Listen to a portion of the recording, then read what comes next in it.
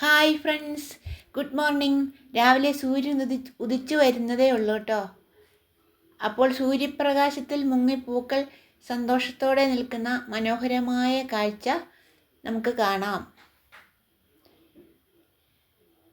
കണ്ടോ, പൂക്കളൊക്കെ സൂര്യപ്രകാശം അടിച്ച് സന്തോഷത്തോടെ നിൽക്കുകയാണേ. പൂക്കളും മരങ്ങളും സസ്യതലാദികളും മലനിരകളും സൂര്യപ്രകാശത്തിൽ കുളിച്ചു നിൽക്കുകയാണ്.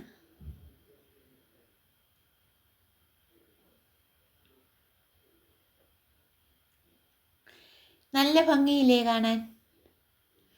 പൂക്കളൊക്കെ അങ്ങനെ സൂര്യപ്രകാശം വെട്ടിത്തിളങ്ങി നിൽക്കുകയാണേ, സന്തോഷത്തോടെ നിൽക്കുകയാണ്.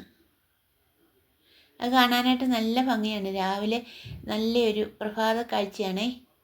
ഞാൻ രാവിലെ തന്നെ മുറ്റത്തിറങ്ങി ഇതെല്ലാം ഒന്ന് കാണും, ചെടികളെല്ലാം ഒന്ന് നോക്കും.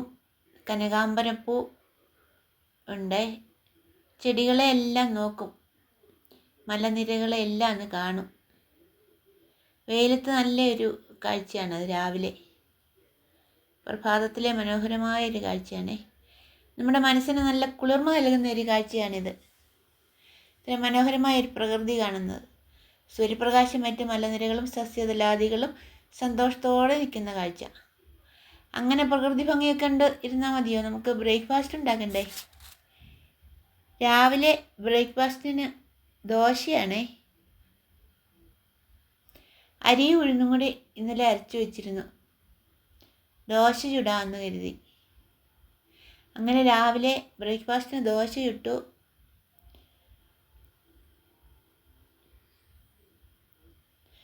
ദോശ ചുടുന്നു. ദോശയ്ക്ക് കറിയായിട്ട് മുട്ടക്കറി വെക്കാമെന്ന് കരുതി മുട്ടക്കറി തയ്യാറാക്കുകയാണ്.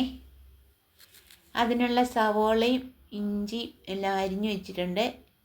എണ്ണ ചൂടാൻ അതിലേക്ക് സ്വല്പം കടുക് ഇട്ട് കൊടുത്തു. അതിനുശേഷം അതിലേക്ക് അരിഞ്ഞു വെച്ചിരിക്കുന്ന ഇഞ്ചിയും, അതിനിടയ്ക്ക് ദോശ മറിച്ചിടുകയും ചെയ്യണം കേട്ടോ. ദോശ കരിഞ്ഞു പോയതല്ല.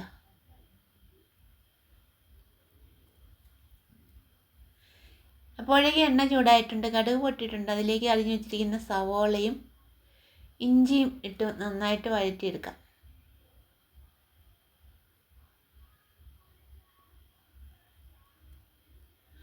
ഇഞ്ചി സവോളയും വഴറ്റിയെടുത്തിട്ടുണ്ട്. അതിലേക്ക് പഴുത്ത തക്കാളിക്ക അരിഞ്ഞു വെച്ചിരിക്കുന്നത്, കറിവേപ്പിലയും കൂടി ഇട്ട് വഴറ്റിയെടുക്കാം. ഇതൊരു പച്ചത്തേങ്ങ അരച്ച് വെച്ചൊരു മുട്ടക്കറിയാണ് കേട്ടോ. മുളക് പൊടിയൊന്നും ചേർത്തിട്ടില്ല. പച്ചമുളക്, കാന്താരിമുളക് അരച്ചതാണേ. ഇനി തേങ്ങയും കാന്താരിമുളകും മഞ്ഞൾപ്പൊടിയും പെരിഞ്ചീരകവും കൂടി ചതച്ച് വെച്ചിരിക്കുന്നതും കൂടി ചേർക്കാം. അതും കൂടി ചേർത്ത് നന്നായിട്ട് വഴറ്റിയെടുക്കാം. ആവശ്യത്തിനുള്ള ഉപ്പ് കൂടി ചേർക്കാം. ഇതൊരു സ്പെഷ്യൽ മുട്ടക്കറിയാണെന്ന് പറയാം കേട്ടോ. പച്ചത്തേങ്ങ അരച്ച് വെക്കുന്നൊരു മുട്ടക്കറിയാണേ. നല്ല സ്വാദാണിത് കൂട്ടാനായിട്ട്. മുളക് പൊടിയൊന്നും ചേർക്കാതെ വെച്ചൊരു മുട്ടക്കറി. അതിലേക്ക് കുറച്ച് വെള്ളം കൂടി ഒഴിച്ചു കൊടുക്കാം. എന്നിട്ട് എല്ലാം കൂടി മിക്സ് ചെയ്ത് നന്നായിട്ടൊന്ന് തിളപ്പിച്ചെടുക്കണം. അതിലേക്ക് നമ്മൾ പുഴുങ്ങി തൊലി പൊളിച്ച് വെച്ചിരിക്കുന്ന മുട്ടയും കൂടി ഇട്ട് കൊടുക്കാം. 4 മുട്ടയാണ് ഞാൻ എടുത്തിരിക്കുന്നത്. മുട്ട കൂടി എടുത്ത് എല്ലാം കൂടി മിക്സ് ചെയ്ത് മൂടി വെച്ച് കുറച്ച് നേരം ഒന്ന് വേവിച്ചെടുക്കണം.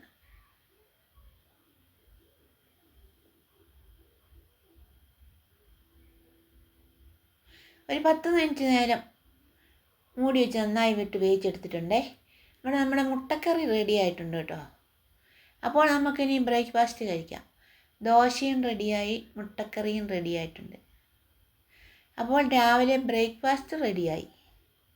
അങ്ങനെ ബ്രേക്ക്ഫാസ്റ്റൊക്കെ കഴിച്ചതിന് ശേഷം ഒരു ജ്യൂസ് കുടിക്കാമെന്ന് കരുതി കുറച്ച് തണ്ണിമത്തനുണ്ടായിരുന്നു, അതിൻ്റെ തൊലിയെല്ലാം കളഞ്ഞ് ചെത്തിയെടുത്തിട്ടുണ്ട്. അത് മിക്സിയുടെ ജാറിലേക്കിട്ട് നമുക്കൊരു ജ്യൂസ് അടിക്കാം. തണ്ണിമത്തൻ തന്നെ തിന്നുന്നതിൽ നല്ല ജ്യൂസ് അടിക്കുന്നതാണ്. അതിനാവശ്യത്തിനുള്ള പഞ്ചസാര ഇട്ടു. അതിലേക്ക് ഒരു 2 ഗ്രാമ്പും കൂടി ഇട്ടരയ്ക്കാം. അത് നല്ലൊരു സ്വാദാണേ.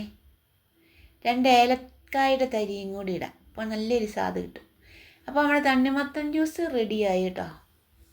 ഗ്ലാസ്സിലേക്ക് എടുക്കുകയാണ്. ഈ വേനൽക്കാലത്ത് ജ്യൂസ് കുടിക്കുന്നത് നല്ലതാണ് കേട്ടോ. നല്ല തണുപ്പ് കിട്ടും ശരീരത്തിന്, വയറിനൊക്കെ നല്ല തണുപ്പാണ്.